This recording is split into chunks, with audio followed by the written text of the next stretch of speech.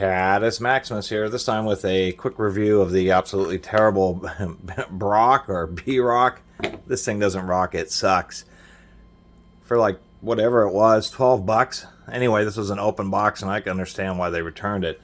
Actually, a long time ago I had reviewed a Reese trailer lock that was just absolutely terrible. It could be opened with the street cleaner bristle.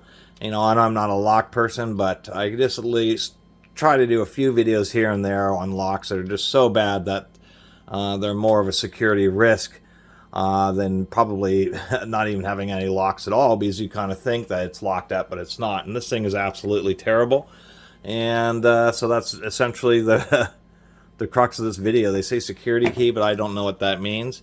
I have seen some of the lock videos, and you can see inside there that this looks like it's a wafer lock. They say security key, I guess for the couple of bumps in there, but I mean, that's pretty wide. I mean, I can get, you know, a whole screwdriver and everything inside there, so definitely not great.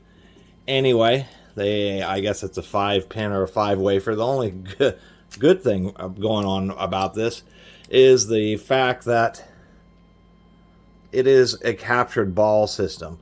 So even though you can remove the key, you can't snap this on. You actually have to unlock it, put it on, and then lock it up again. But this thing is just a total false sense of security because it's so easily defeated. One, we can just see how thin the receiver is right here. I think it's probably somebody could just take a little extension of pipe and just be able to snap this thing off. Particularly considering that there's another undercut here where they have an O-ring.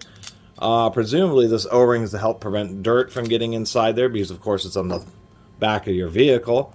A little cap there, but there's just such horrible tolerances that the O-ring doesn't do anything. It's absolutely terrible. And then they have this little pin to retain the core, and I just used a scribe like this because it looked like it was brass.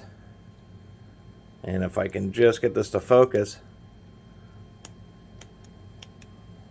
so I can use that little scribe and easily scratch that thing. So it is brass, and that could easily be drilled out in just a couple of seconds because the steel body is going to act like a guide.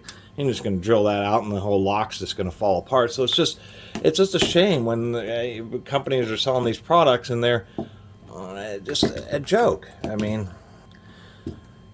it's pretty close to being illegitimate. I mean, it technically is a lock with a key, but it just offers such a low amount of security that you'd be better off without. So these are absolutely terrible. Do not use these. Do not trust them or anything like that.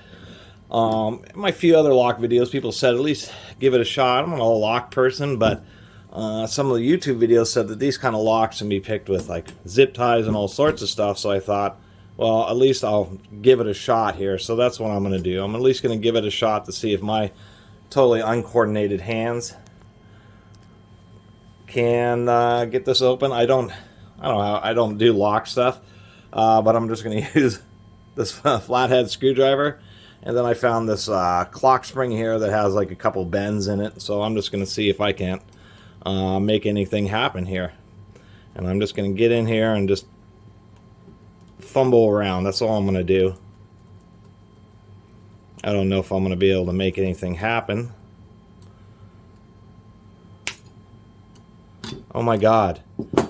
I just put in this little screwdriver and fumbled around inside it with the spring and got the darn thing to unlock.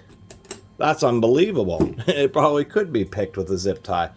If you can pick it with just a screwdriver and a random spring. Anyway, avoid bROK locks. They're obviously pretty low security. Anyway, really appreciate everybody who's been watching and subscribing. And if you haven't subscribed, please do. Until next time, Catus Maximus out.